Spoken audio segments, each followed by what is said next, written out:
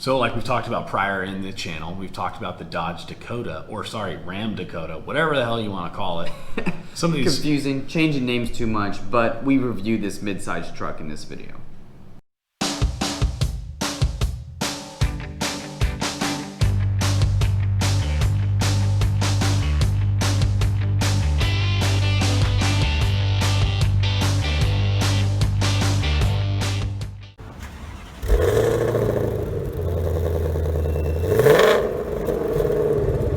So with the added already of the Ford Ranger and the new addition of what the redesigned Nissan Frontier will look like, as well as the Tacoma and other mid-sized trucks, we now have more confirmation of the Ram Dakota that'll be coming out. Yeah, it makes sense. Like Ram or FCA, it's time for them to make a mid-sized truck because, like Josh said, we just got reintroduced to the Ranger. We have the Colorado and the Canyon. We have the Frontier. We have the Tacoma. We have all these mid-sized trucks that are actually doing really well.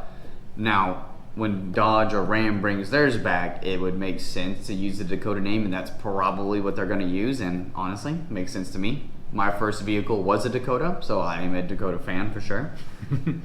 North or south? Middle. West Dakota. But with mid-sized trucks, I mean, a lot of people finding them, like we've talked about, more utility. Like they're smaller, more maybe economical, because trucks are getting freaking expensive. They are. If you want exactly like, you're like, oh yeah, I really like this person's truck. It's got leather interior and it's got all these cool features and it's got great towing capacity. And you're like, well, it comes with the price tag. Yeah, take out a second mortgage to pay for this truck.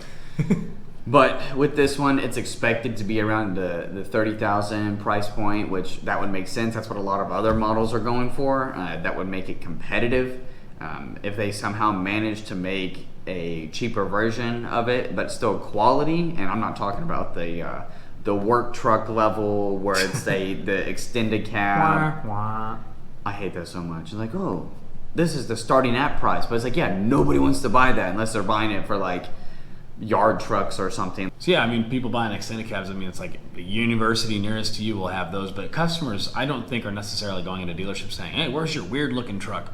So what we're really wondering is what the four-door truck that you would actually buy and drive to have your family in, versus buying an SUV, and probably gonna be sitting around the $35K mark, which I hope not.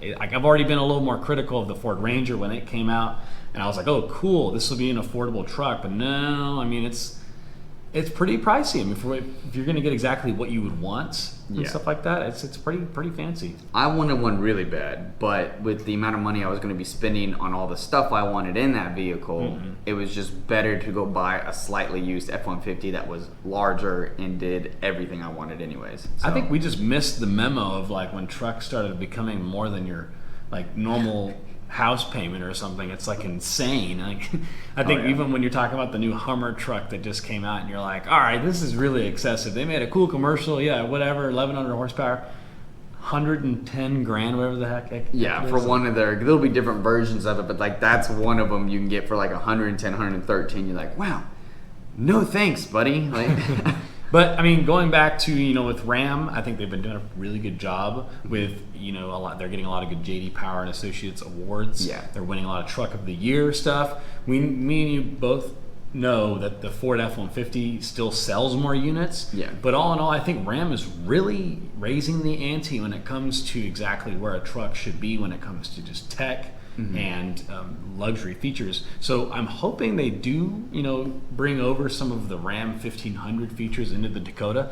If anything, I would love to have the Giganto tablet screen brought in there. Yeah. And you could still have cloth interior with it, maybe. I don't know. Yeah, there's a lot of good stuff in the Ram 1500. We talked about sitting in one at the Houston Auto Show, the Laramie trim, was it? Laramie, yeah. Laramie. The amazing truck, awesome truck. The Ram Rebels, awesome trucks, cool trucks. But a lot of that stuff I do hope finds its way into the Dakota. The one thing I hope it doesn't carry over to the Dakota is the looks. I really like the Ram 1500, but don't make it a smaller 1500. Don't make it its own. Yeah, make it its own truck. Because a lot of these pictures I've seen of like what people expect it to be, or like I don't know if these are leaked photos from Ram, but it literally looks like a double cab Ram 1500. Like, I don't want to get out Whataburgered with my truck. You know, I don't want somebody to have the bigger burger and me have the baby burger. I want to have a standalone truck. So, and we're not asking a lot out of you, Ram FCA, if you're listening. Just give us something that's slightly different. I mean, it's like maybe a different front fascia. I don't think it needs to be that much different taillights. Just something that can say when somebody drives by, oh, that's the new Dakota. That's kind of a small Ram. I don't know, what is that? Yeah, a mini Ram, but is it a goat? Yeah, a goat. Let's call it the Ram goat instead.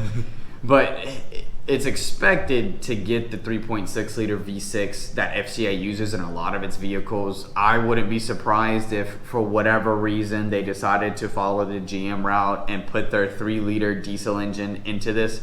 And yeah, if you've been watching our last couple videos, I think there will be more buyers that buy the Golf R and the Corolla GR than buy freaking diesel Dakota. It's like a 3 liter diesel. Yeah, the normal customer buying a diesel truck, you know, just from my experience being around in the country area, the country folk, you're buying either a 2500 Ram or you're buying an F250, even maybe sometimes an F350. Yeah, something that higher. have the Power Stroke diesel or even the Cummins diesel that's in the Rams. So I just don't see that being a thing in the Dakota. Now, if they can just keep it simple, and I think the 3.6 liter V6 is solid. I know some of you guys out there are like, oh, truck, V8s. Like, don't get your hopes about V8s very much, especially in the American market, unless you're buying a muscle car. Yeah, none of these midsize trucks, to our knowledge, has V8s in it. Tacoma has V6 as their top trim one. The Frontier V6 is the top level engine.